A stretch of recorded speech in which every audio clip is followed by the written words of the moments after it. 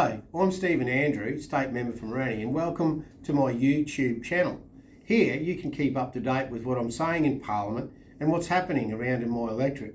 But before we jump into the video, don't forget to subscribe and to check out my other socials linked in the description below. And thank you for joining us. Madam Deputy Speaker, I rise to speak on the motion circulated in my name.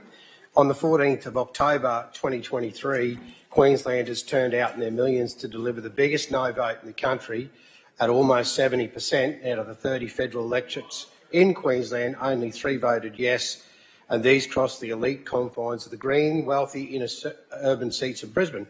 In Capricornia, however, which encompasses the electorate of Moranni, 81% voted no, with some booths returning a no vote at over 90%.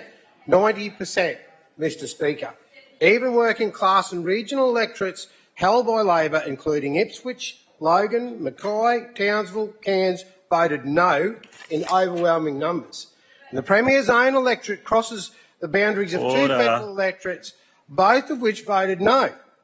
If that doesn't tell Labor how much it's lost touch with its own voter base, then I don't know what will. And yet, despite all this, the government believes it still has the right to completely ignore the will of its own constituents. The sheer scale of the Yes campaign defeat should have told Labor right then and there that any plans for treaty making were now at an end.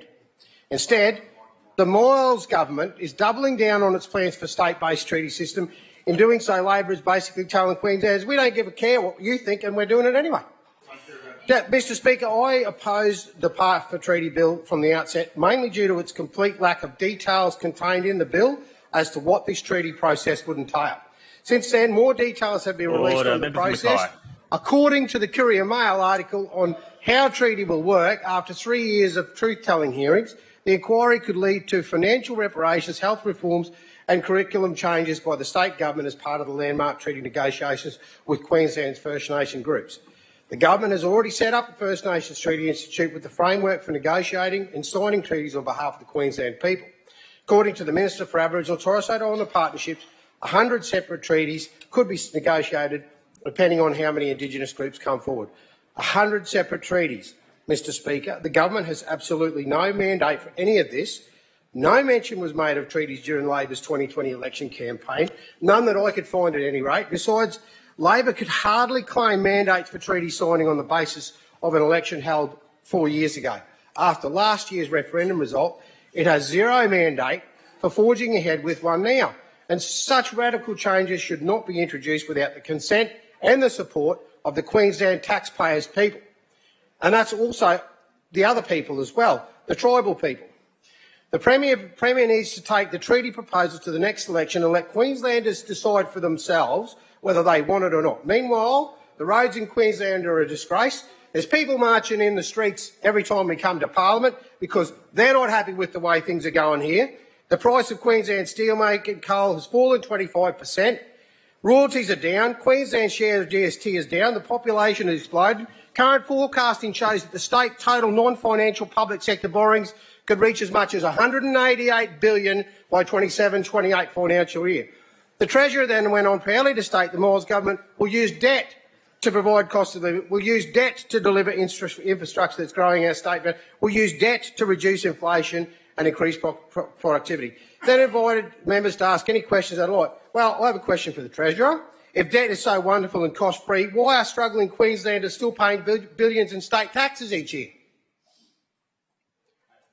The government obviously doesn't need taxes anymore. It can just use debt instead. It is ludicrous to suggest that the government can keep piling more and more on public debt.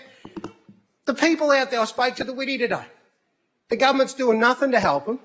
They don't want top-down management. They've seen it all before. They just want to work with the government to get where they want to go.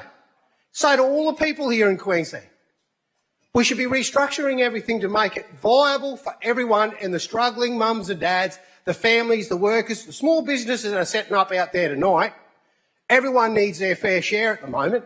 Otherwise, there'll be no money to pay for anything. Let's just do the right thing here. All I'm asking for is us as a government and us as parliamentarians to do our job and include everybody in what's happening at the moment is very difficult. People in my electorate, they're going backwards $400 every week. Mums and dads that are working, we should be giving everyone a hand instead of just piling it all into something else. Hey, when you're in a position to do it some other time, fine. Order, members. But not at the moment.